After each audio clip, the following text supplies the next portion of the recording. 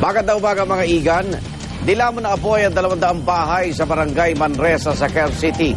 Isang bata po ang nasawi sa sunog. At para sa detalye, may live report si Oscar Oida.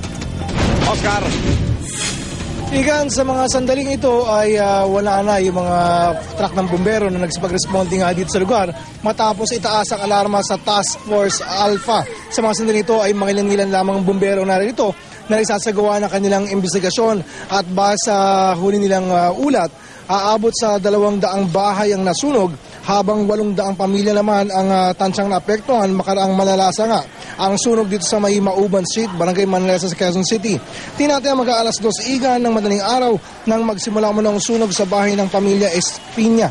Ang masaklap nito, igan, naiwan sa loob ang isang 3 taong gulang na batang lalaki. Sinubukan pa rin itong isalba ng mga kapitbahay pero sadyado napakalakas ng apoy.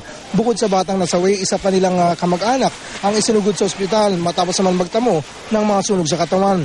Isang bumbero din ang napaulat na nasugatan. Alas 3:25 nang ideklarang under control, ang sunog na gaya ng sabi natin ay umabot sa Task Force Alpha ang alarma. Igan? Maraming salamat, Oscar Oida.